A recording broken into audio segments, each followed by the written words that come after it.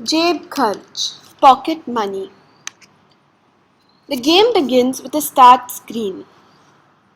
The game can be played by 2 to 4 players.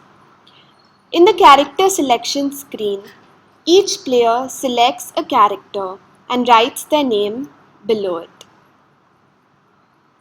The game board. The game board is a 3 by 3 grid. Theme is a house with 9 family members. The objective of the game is for the child to move through the rooms of the house and help their family members with various household chores. As a reward, each family member will provide them with a note or coin of a specific monetary value.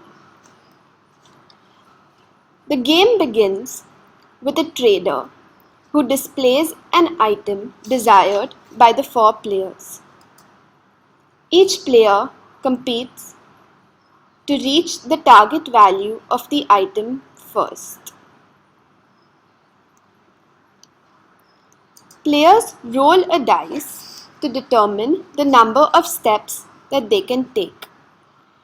A player can move in the horizontal or vertical direction only, not diagonally.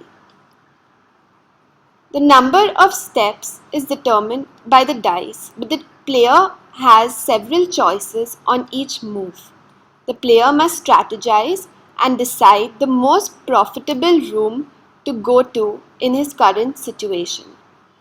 When a player reaches a room, he performs a task for the family member and is rewarded with a note or coin. For example, player 1 rolls the dice and gets 1. He moves 1 step to Dadaji's room where he helps Dadaji and gets a 1 rupee coin in return. Player account. Each player has their own account where they can keep track of their money and constantly calculate their amount. Players can also trade money with each other or swap money with the board for change. For example, Raju has 3 500 rupee notes and 3 coins.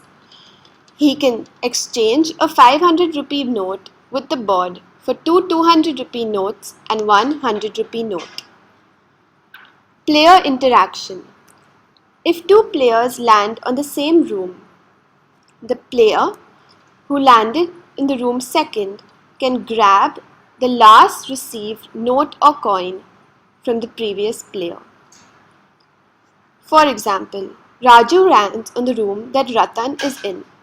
Raju then grabs the money that Ratan received from that room. This money gets added to Raju's account and gets subtracted from Ratan's account. However, if Raju has a block card, he can block any player from grabbing his money. The lock card. A player can use the lock card to lock any room of the house until a key card is produced for that room. The key or chabi card can be used to unlock any room. These special power cards are distributed to each player at the beginning of the game and must be used strategically throughout the game, as they provide a great advantage.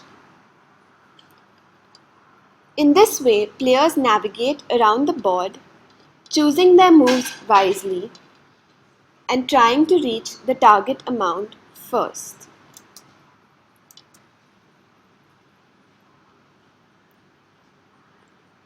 Each player must constantly calculate the amount they have collected themselves.